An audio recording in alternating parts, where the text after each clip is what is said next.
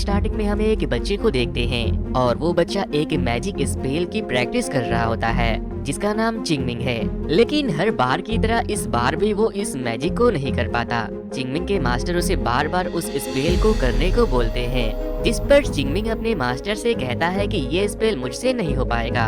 इसी बात पर चिंगमिंग के मास्टर उनसे कहते हैं कि तुम अपनी जिंदगी के एक ऐसे इंसान के बारे में सोचो जिसे तुम कभी भी खोना नहीं चाहते और उसे प्रोटेक्ट करना चाहते हो। जिस पर चिंगमिंग कहता है, हाँ, मैं अपने मॉम को कभी भी खोना नहीं चाहता और मैं हमेशा उन्हें प्रोटेक्ट करना चाहता हूँ। फिर चिंगमिंग स्पेल की प्रैक्टिस करते करते बड़ा हो जाता है, लेकिन इतने साल गुजरने के बाद भी जब वो स्पेल नहीं कर पाता तो वो अपने मास्टर से कहता है कि मुझे इस प्रोटेक्शन स्पेल की जगह टेलीपोर्ट स्पेल की प्रैक्टिस करनी चाहिए।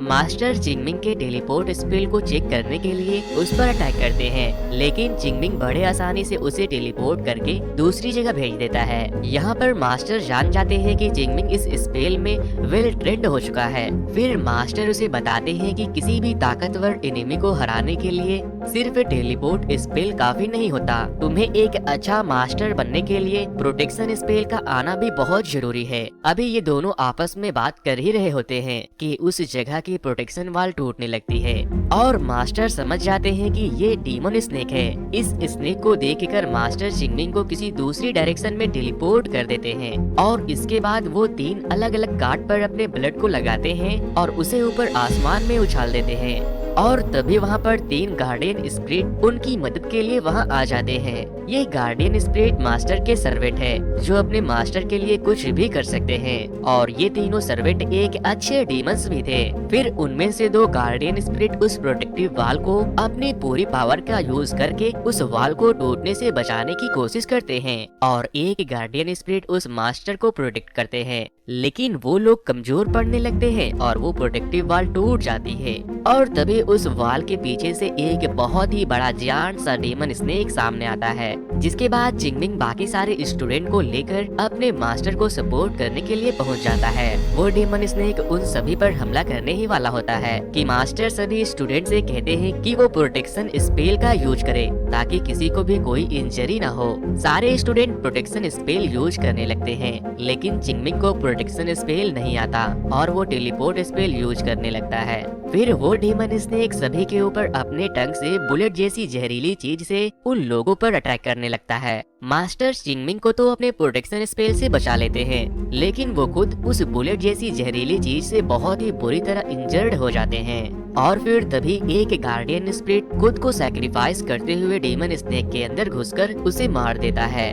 और एक गार्डियन स्पिरिट उस वॉल को फिर से बंद कर देता है और चिंगमिंग के मास्टर के बॉडी में उस डीमन स्नेक का जहर धीरे धीरे फैलने लगता है और वो मास्टर मरने से पहले चिंगमिंग को उस डीमन स्नेक की सच्चाई बताते हैं। वो बताते हैं आज से 300 साल पहले इंसानों के ही लालच की वजह से ये डीमन स्नेक पैदा हुआ था और फिर इस डीमन स्नेक को डिस्ट्रॉय करने के लिए 4 मास्टर सामने आए थे और चारों मास्टर ने एक साथ मिलकर उस स्नेक को इंपेरियल सिटी में कैद कर दिया था। चारों मास्टर में से एक मैं भी था, जिसके बाद उस स्नेक की सोल को इंपेरियल की क्वीन ने अपने अंदर कैद कर लिया और इंपेरियल सिटी की क्वीन की प्रोटेक्शन 4 स्टोन गार्डियन करते हैं और वो सारे गार्डियन स्टैचू के शक्ल में अभी भी सोए हुए हैं और वो statue white tiger, azure dragon, vermilion bird और ब्लैक टर्टल के शक्ल में है। और जब भी ये डीमन स्नेक वहाँ से आजाद होने की कोशिश करेगा तो चारों मास्टर को प्रोटेक्शन स्टोन की मदद से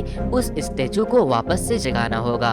फिर सीन चेंज होती है और हम देखते हैं कि इंपेरियल सिटी की क्वीन काफी ज्यादा परेशान है क्योंकि उसे पता चल चुका है कि डीमन स्नेक फिर से जिंदा होने वाला है।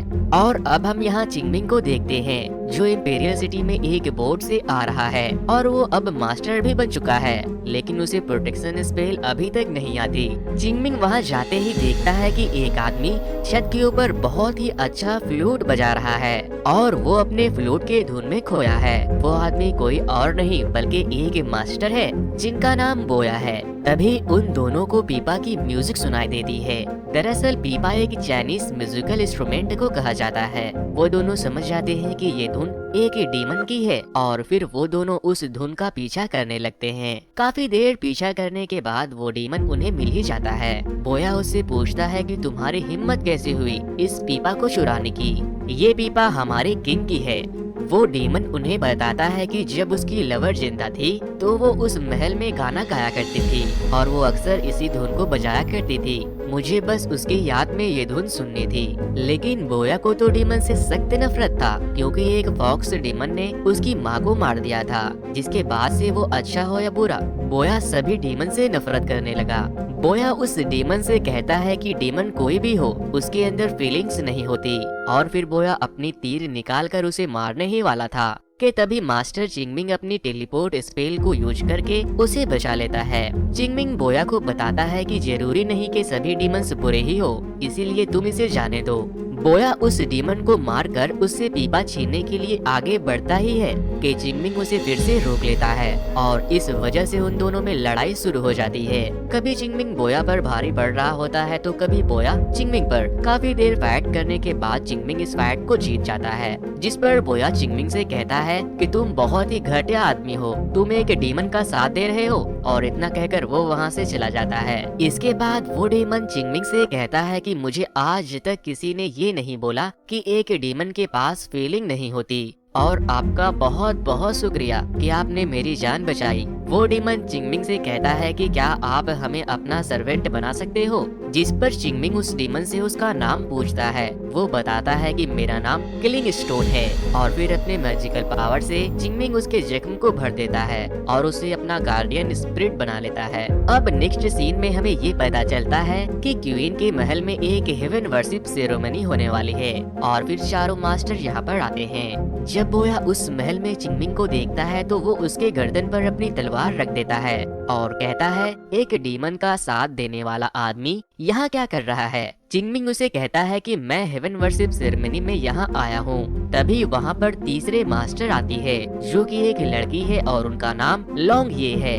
वो बोया को बताती है कि चिंगमिंग उस डीमन स्नेक से लड़ने वाले मास्टर में से एक है, जिसके बाद बोया अपनी तलवार नीचे कर लेता है और कहता है, काफी शर्म की बात है, तुम एक मास्टर हो और फिर भी डीमन का साथ देते हो। वो लोग आपस में बहस कर ही रहे थे कि तभी वहाँ पर चौथे मास्टर भी आ जाते हैं, जिनका नाम साउ यू है। ये मास्टर बिल्कुल चिंगमिंग के मास्टर के जैसे दिखते थे, इसलिए चिंगमिंग उसे घूरने लगता है। वो उन दोनों से कहते हैं कि क्या तुम लोग लड़ना बंद करोगे। यहाँ पर हमारे ओल्ड मास्टर होंगरो रेस्ट कर रहे हैं, जो कि काफी बीमार भी है और उन्हें तुम्हारी वजह से डिस्टरबेंस भी हो रही है, तो तुम लोग यहाँ से जाओ और अपने अपने कमरे में आराम करो। अंदर जाने से पहले मास्टर लॉन्गयू अपने बैग से कुछ जुगनू निकाल कर उड़ाती है, जिस पर मास्टर सोयू उनसे कहते हैं कि ये तुम क्या कर रही हो। तो वो बताती है कि मैं हर रोज ऐसा करती हूँ ताकि मैं सभी डीमन से सेफ रह सकूं। फिर सोयू उनसे कहता है कि तुम्हें ये करने की कोई जरूरत नहीं है, यहाँ डीमन से बचने के लिए ऑलरेडी एक प्रोटेक्शन शील्ड लगी हुई है, तुम लोग बेफिक्र होकर सो जाओ। अब सुबह होती है, सभी मास्टर एक जगह इकट्ठा होते हैं ताकि हेवन वर्शिप को शुरू किया जा सके। वो लोग ओल्ड मास्टर होंगरे का वेट कर रहे थे। तभी वहाँ पर इम्पेरियल सिटी की प्रिंसेस आती है, जो कि दिखने में काफी ज्यादा खूबसूरत है, और वो कहती है कि क्या मास्टर होंगरो अभी तक नहीं आए। वो लोग आपस में बात कर ही रहे होते हैं। तभी वहाँ पर एक गार्ड भागता हुआ आता है और रोते रोते कहता है कि मास्टर होंगरो अब नहीं रहे। अब मास्टर की डेथ को लेकर प्रिंसेस क्वीन के पास डिस्कस करने जाती है। तभी उन लोगों को पता चलता है कि मास्टर होंगरो का मर्डर हुआ है, और वो बहुत ही ज्यादा परेशान और गुस्से में होती है। यहाँ पर क्वीन उस सेरेमनी की सारी रिस्पॉन्सिबिलिटी प्रिंसेस को दे देती है, और साथ ही मास्टर होंगरो की डेथ का इन्वेस्टिगेशन करने का ऑर्डर देती है, क्योंकि उन्हें लगता है कि मास्टर होंगरो का मर्डर उन्हीं के किसी आदमियों ने किया है। फिर प्रिंसेस क्वीन के ऑर्डर को मानते हुए मास्टर होंगरो की जगह मास्टर सोयू को दे देती है। अब उस मास्टर का मर्डर किसने किया, इस बात को जानने के लिए वो लोग एक रिचुअल करते हैं और कहते हैं ये मछलियाँ जिसकी तरफ इशारा करेगी वही मास्टर होंगरो का कातिल होगा। रिचुअल के दौरान वो सारी मछलियाँ मास्टर चिंगमिंग की तरफ इशारा करने लगती है, जिस पर बोया चिंगमिंग का साथ देते हुए उसे बचा लेता है। फिर चिंगमिंग अपनी सफाई देता है और कहता है कि मेरे बॉडी में किसी ने ये बर्ड्स को डाला है ताकि मर्डर का सारा ब्लेम मुझ पर आ जाए और वो कातिल बच जाए। फिर सारी मछलियाँ प्रिंसेस की तरफ इशारा करने लगती है। जिससे सभी मास्टर को ये लगता है कि ये रिचुअल सही से काम नहीं कर रहा है, क्योंकि उन लोगों को प्रिंसेस पर बहुत ही ज्यादा भरोसा था। नेक्स्ट सीन में चिंगमिंग और बोया को पता चलता है कि प्रिंसेस के ऊपर अर्थवर्म की तरह दिखने वाला डीमन ने अटैक कर दिया है और वो बेहोश हो चुकी है, लेकिन चिंगमिंग सही वक्त पर पहुंचकर उसे बचा लेता है। अब जैसा कि सभी को मालूम चल चुका था कि वो डीमन स्नेक फिर से जिंदा होने वाला है, इसलिए चारों मास्टर उस गार्डियन स्पिरिट की स्टैचू को वापस से जिंदा करने जाते हैं और अपने अपने प्रोटेक्शन स्टोन को निकाल कर उसके अंदर डाल देते हैं। और तभी अचानक से इंपीरियल सिटी का प्रोटेक्शन शील्ड का कलर चेंज होने लगता है। चिंगमिंग और बोया समझ जाते हैं कि किसी डीमन ने उन पर फिर से अटैक किया है। तभी वो दोनों फौरन प्रिंसेस की रूम की तरफ भागते हैं, जहाँ पर वो लोग देखते हैं कि मास्टर सोयू मास्टर लोंगे से फाइट कर रहे हैं, क्योंकि उनका मानना था कि मास्टर लोंगे क्यों उनको मारना चाहती थी, लेकिन लोंगे इस बात से साफ इनकार कर देती है। चिंगमिंग लोंगे को सपोर्ट करता है और फिर चारों मास्टर आपस में ही फाइट करने लगते हैं। वो लोग आपस में फाइट कर ही रहे होते हैं कि वहाँ एक लंबे बालों वाला शैतान आ जाता है और वो अपने बालों से मास्टर लोंगे के गले पर अटैक कर देता है। चिंगमिंग उसे बचाने के लिए वहाँ जाता है, लेकिन उसका कोई फायदा नहीं होता। यहाँ पर हमें ये पता चलता है कि मास्टर होंगरे का मर्डर इसी बाल वाले डीमन ने किया था। चिंगमिंग मास्टर लोंगियो से पूछता है कि तुमने ऐसा क्या देखा था जिससे ये लोग तुम्हें मारना चाहते हैं। वो प्रिंसेस का नाम लेती है और फिर मर जाती है। अब अगली सुबह बोया और चिंगमिंग एक दूसरे से मिलते हैं, जहाँ चिंगमिंग बोया को बताता है कि मुझे प्रिंसेस पर शक है, क्योंकि लोंगे ने मरने से पहले प्रिंसेस की तरफ इशारा किया था। जिस पर बोया चिंगमिंग से कहता है कि तुम शायद पागल हो चुके हो, तुम बिना किसी सबूत के प्रिंसेस पर ब्लेम कैसे कर सकते हो। फिर वो दोनों एक दूसरे के अगेंस्ट होकर अपनी अपनी इन्वेस्टिगेशन शुरू कर देते हैं। फिर चिंगमिंग बोया को वही 4 गार्डियन वाला कार्ड उसे देता है और कहता है कि अगर कभी भी जरूरत पड़े तो तुम मेरा नाम लेकर इस गार्डियन से हेल्प ले सकते हो। जिस पर बोया भी उसे एक बिल देता है और कहता है अगर तुम्हें भी कभी मेरी जरूरत पड़े तो हमें जरूर याद करना। उम्मीद करता हूँ तुम्हारा शक प्रिंसेस के लिए गलत साबित होगा। बोया इस बात पे काफी टाइम सोचने के बाद मास्टर सोयू के पास जाता है और उनसे कहता है कि मुझे तुम पर शक है, इसलिए तुम अपने सोर्ड से अपने हाथों को काट कर अपना ब्लड दिखाओ। तभी उसके पीछे से वो लंबे बालों वाला डीमन वहाँ से गुजरता है। नेक्स्ट सीन में जब चिंगमिंग अपने रूम में जाता है तो वो देखता है कि प्रिंसेस उसके सोर्ड को चुराकर भाग रही है। ये वही सोर्ड है जो मास्टर ने चिंगमिंग को मरने से पहले उसे दिया था और इसी सोर्ड से उस डीमन स्नेक को मारा जा सकता था। चिंगमिंग प्रिंसेस से पूछता है कि आप इस सोर्ड को क्यों चुरा रहे हो, बट इससे पहले प्रिंसेस चिंगमिंग को कुछ बताती, वहाँ हेयर डेमन आकर प्रिंसेस पर अटैक कर देती है और उसका गला काट देती है और वो वही मर जाती है। जब चिंगमिंग उस हेयर डेमन का पीछा करता है तो वो चिंगमिंग को बताती है कि वो उसकी जान लेने के लिए 60 सालों से इंतजार कर रही थी, क्योंकि मास्टर सोयो मुझे बहुत पसंद किया करते थे, लेकिन तभी अचानक उसने मुझे धोखा दे दिया और वो प्रिंसेस को लाइक करने लगे। फिर यहाँ पर हमें ये पता चलता है कि मास्टर लोंगिए को उस दिन सोयो और प्रिंसेस के रिलेशनशिप के बारे में पता चल गया था और वो मरते वक्त चिंगमिंग को ये भी बताती है कि इम्प्रेस की क्वीन कोई और नहीं बल्कि प्रिंसेस ही है और वो डीमन स्नेक आज भी प्रिंसेस के अंदर कैद है। वो हेयर डेमन ने लोंगियो को इसलिए मारा था ताकि प्रिंसेस किसी और मास्टर के हाथों न मारी जा सके। फिर वो हेयर डेमन वहाँ से गायब हो जाती है और वो चिंगमिंग के लिए एक फोटो छोड़कर जाती है, जिससे उसे ये पता चलता है कि सच में प्रिंसेस ही इम्प्रेस है। यहाँ पर हम देखते हैं कि इंपीरियल सिटी की क्वीन अपने सोल को प्रिंसेस के अंदर डाल देती है, जिससे कि वो वापस से जिंदा हो जाती है। अब चिंगमिंग समझ जाता है कि बोया की जान खतरे में है, वो उसे बचाने जाता है और वो अपने पावर से उसे बचा लेता है। फिर वो दोनों देखते हैं कि प्रिंसेस और मास्टर सोयो एक साथ खड़े हैं। चिंगमिंग प्रिंसेस से कहता है कि मैं जान चुका हूँ, वो डीमन स्नेक तुम्हारे अंदर ही है, इसलिए तुम यहाँ से बाहर नहीं जा सकते। फिर प्रिंसेस बताती है कि जब वो डीमन स्नेक ने इंपीरियल सिटी पर हमला किया था तो 4 मास्टर ने उस स्नेक को हरा दिया था, जिसके बाद द क्वीन यानी कि प्रिंसेस ने उस सांप को अपने, इसके बाद से मैं इमॉर्टल हो गई थी और मेरी उम्र नहीं बढ़ी। प्रिंसेस को उस डीमन स्नेक को अपने अंदर कैद करने के लिए खुद को इंपीरियल सिटी में कैद रखना था। अब वो खुद भी महल से बाहर नहीं जा सकती थी। वो इतने सालों से महल में रह रहकर काफी उदास रहने लगी थी। जिसके बाद चिंगमिंग के मास्टर के आते ही प्रिंसेस का दिल लगने लगा।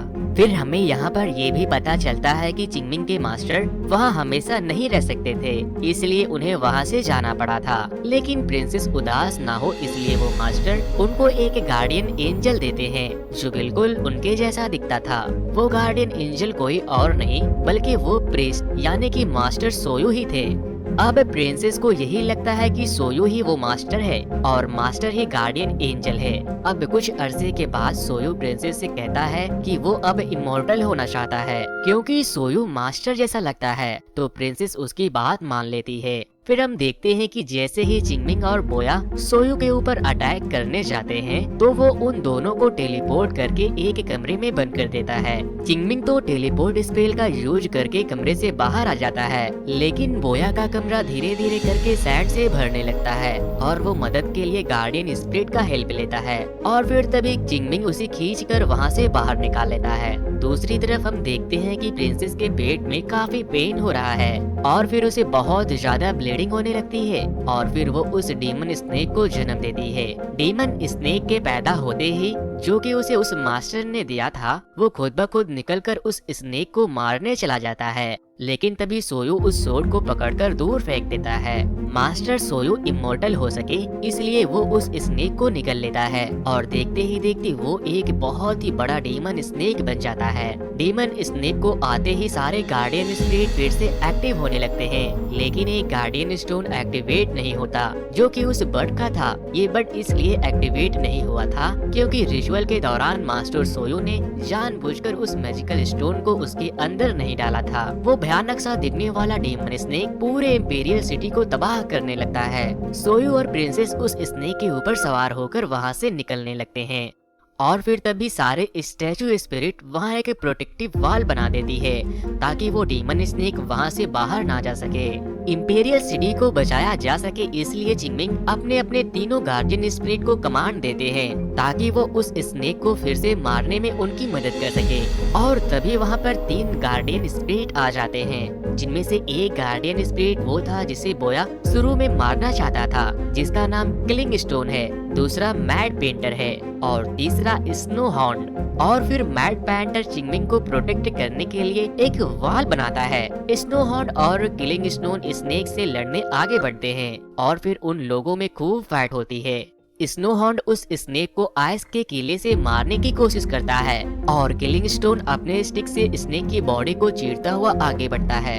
जब सोयू देखता है कि वो लोग उस स्नेक पर काफी भारी पड़ रहे हैं तो वो खुद निकलकर सामने आता है ताकि वो उस स्पिरिट को मारकर वहाँ से बाहर निकल सके और दोनों स्पिरिट को खूब मारता है। बर्ड स्टैचू को वापस से जगाया जा सके इसलिए बोया उस पे अपना ब्लड लगा देता है और तभी वो स्टैचू वापस से जिंदा हो जाता है और उसकी सोल बोया के अंदर चली जाती है, जिसके बाद बोया खुद एक स्पिरिट बर्ड बन जाता है। फिर बोया उस डीमन स्नेक से फाइट करने चला जाता है और फिर उन दोनों में खूब फाइट होनी शुरू हो जाती है। दूसरी तरफ चिंगमिंग प्रिंसेस के पास जाता है और उसे सब कुछ सच बता देता है कि सोयू वो मास्टर नहीं जो आप समझ रही है, वो सिर्फ एक गार्डियन एंजल है। चिंगमिंग अपने पावर से प्रिंसेस को आखिरी दफा अपने मास्टर से मिलवाता है। यहाँ वो मास्टर प्रिंसेस को सारी सच्चाई बताता है और फिर वो फना हो जाती है। प्रिंसेस समझ जाती है कि अब वो मास्टर इस दुनिया में नहीं रहे। इसके बाद चिंगमिंग और प्रिंसेस दोबारा इंपीरियल सिटी में जाते हैं जहाँ पर बोया सोयू की लड़ाई चल रही होती है। यहाँ चिंगमिंग बोया को बताता है कि ये डीमन स्नेक सिर्फ उसी सोड से मरेगा जो कि उसके मास्टर ने उसे दिया था। फिर बोया उस सोड को लेकर स्नेक को मारने के लिए आगे बढ़ता है और तभी सोयू प्रोटेक्टिव स्पेल का यूज करके बोया को दूर फेंक देता है, जिसके बाद प्रिंसेस सोयू से कहती है कि अगर तुमने ये सब कुछ नहीं रोका तो मैं खुद को खत्म कर लूंगी। और वो ऐसा ही करती है, वो अपने गले को तलवार से काट लेती है जिससे कि वो मर जाती है। ये देखकर सोयू बहुत ही ज्यादा टूट जाता है क्योंकि वो काफी अरसे से प्रिंसेस के साथ था, इसलिए वो उससे काफी प्यार करने लगा था। प्रिंसेस के मरते ही वो स्नेक मरना शुरू हो जाता है और मरते मरते वो अपने टंग से चिंगमिंग के ऊपर बुलेट जैसी जहरीली चीज से फिर से अटैक करता है और इस बार उसे बचाने के के लिए किलिंग स्टोन वहाँ आ जाता है और वो मर जाता है। सोयू बोया को मारने के लिए उसी सोड को फेंक कर मारता है, लेकिन तभी चिंगमिंग बीच में आ जाता है और तभी उसका प्रोटेक्टिव स्पेल काम करने लगता है, जिसकी प्रैक्टिस वो बचपन से कर रहा था, क्योंकि उसके मास्टर ने उसे कहा था जब तुम सच्चे दिल से किसी को प्रोटेक्ट करना चाहोगे तो ये स्पेल जरूर काम करेगा। और फिर चिंगमिंग उसी सोड से उस बदमाश सोयू को मार देता है और इसी के साथ इस मूवी की एंड हो जाती है।